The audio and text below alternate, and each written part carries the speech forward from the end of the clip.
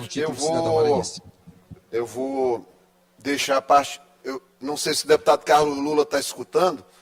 Eu vou tratar de outras questões aqui, como o gabinete dele fica menos de 5 minutos do plenário, eu tenho 10. Eu vou deixar para a parte que iria falar dele aqui, caso ele queira vir para o plenário, eventualmente, para rebater, para depois não ser acusado pelos colegas comunistas de covardia. Vamos lá. Em relação a essa questão, que já há expectativa de uma ação, e a imprensa, a sociedade, aguardam pelo ajuizamento de ação perante TJ, provavelmente, e STF. Acredito que deve ser um desmembramento, uma dupla tentativa, um duplo twist carpado.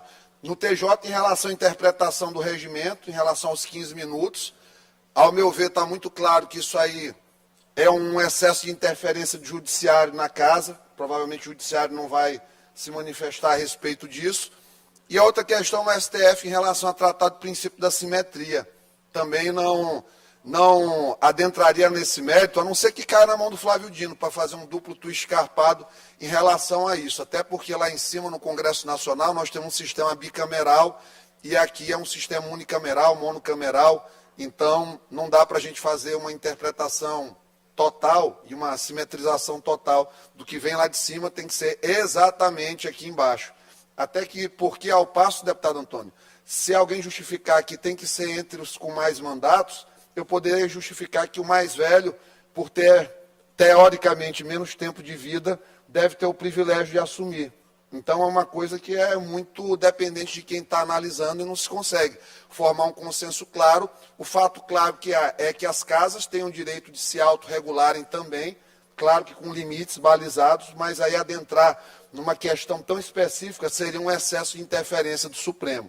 Aí realmente a gente teria essas supremas digitais dentro do processo político do Maranhão, não bastando já a questão das videochamadas aí feitas pelos assessores, ex-assessores do ministro, para fazer a interlocução dele com os deputados da casa nessas videochamadas. Peço, inclusive, presidente, já aqui prestando compromisso enquanto parlamentar, que fique à disposição da casa este pronunciamento para ser enviado eventualmente ao TJ, ao STF, como eventual depoente, prova, qualquer constituição de provas dentro do processo. Me coloco à disposição, inclusive, para separar este trecho aqui do meu discurso.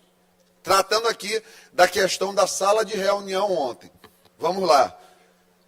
Fico pensando, se não existisse o Marcos Brandão, que o deputado Otelino trouxe aqui como uma coisa ruim, eu acho que não existiria articulação no governo Brandão. De jeito nenhum, interlocução com a Casa dos Deputados.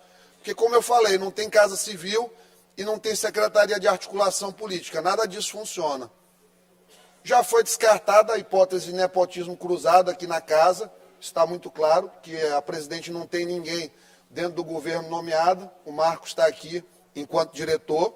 Não configura nepotismo cruzado sob nenhuma forma. Muito menos nepotismo, porque até onde eu sei, a senhora não é parente do Marco Brandão, né? Então, isso aí devidamente afastado, eu devo dizer que naquela sala ontem não ocorreu nenhum tipo de pressão em relação a deputado. Eu, inclusive, achei o Marcos muito calado ali. E em um dado momento ele disse, se tivermos que perder, vamos perder, mas nós não vamos nos entregar. Então, dou, como uma pessoa que sempre sobe a tribuna para falar a verdade, esse testemunho, de dizer que não teve nenhum tipo de coerção, nada disso. Inclusive, quem conversou com os deputados foi a presidente Iracema, candidata. Normal. Como o deputado Otelino conversou com os que são dele, até tivemos aí a felicidade de ter 12 votos do deputado Otelino na reunião com a presidente Iracema.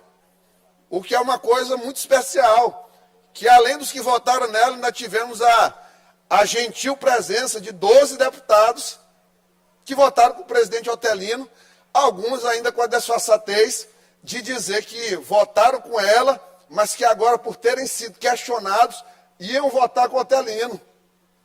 Rapaz, mas é cada coisa, é cada conversa para boi dormir, que eu fico impressionado nessa casa.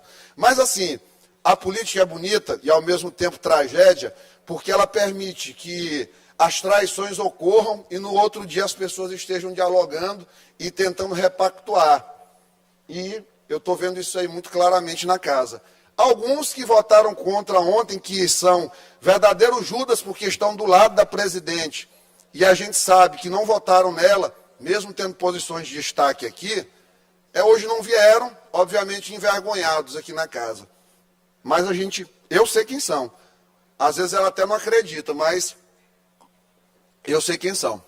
Linguagem corporal é 83% da comunicação entre os seres humanos.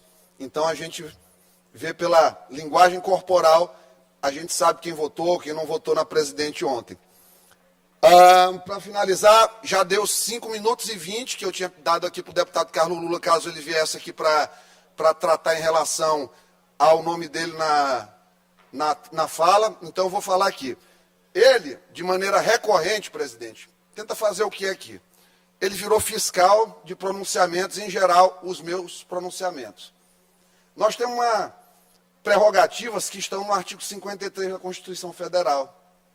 Relação à imunidade, inviolabilidade, por quaisquer palavras.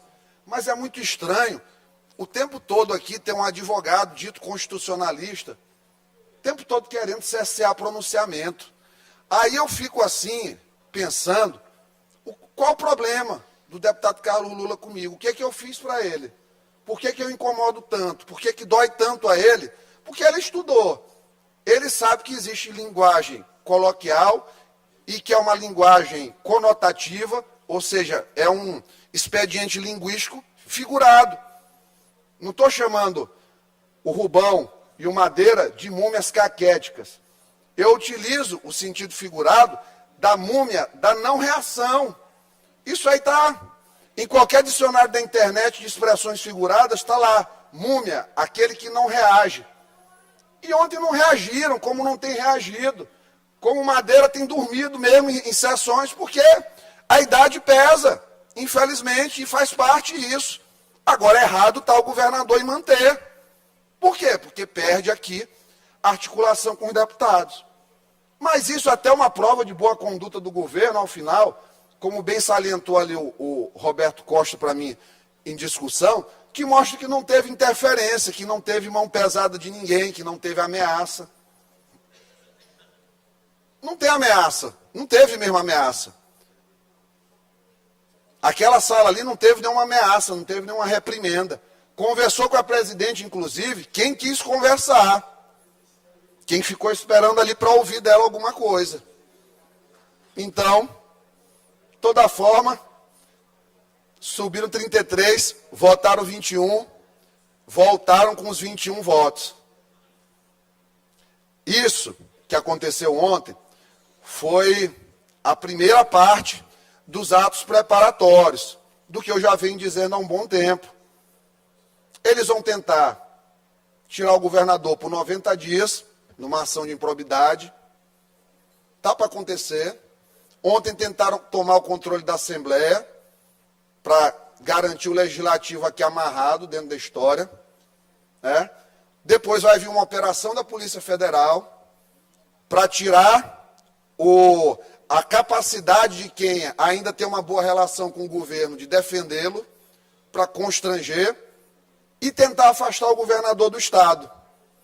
Esse aqui é o jogo que está sendo jogado em Brasília.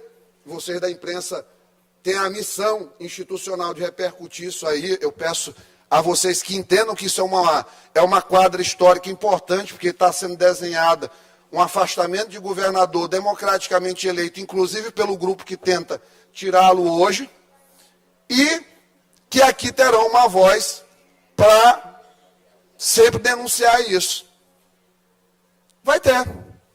Porque eu não vou, diferente do que o Rodrigo Lago disse que o Flávio Dino foi o melhor governo da história, eu afirmo que foi um dos piores, porque foi o que inchou a folha do Estado, que dimensionou o Maranhão para ter um ICMS de 30,5%, maior do Brasil, que hoje o governo está arrebentado, porque ficaram as contas para pagar, e o ICMS era de 30%, é de 22%. Mas não é por isso que eu estou dizendo que o governador está certo, não. porque eu acho que ele tinha que cortar um monte de coisa aí. E ele não corta. Então eu divido completamente em relação a isso. E não voto, adianto aqui para o governo, não voto e vou fazer campanha contra qualquer tentativa de aumentar 1% que seja de qualquer imposto para o cidadão maranhense daqui para frente. Não cola mais isso aí. Ou corta a secretaria, ou zero imposto a mais aqui nessa Assembleia, sob a minha vigilância que não vai ter. Muito obrigado.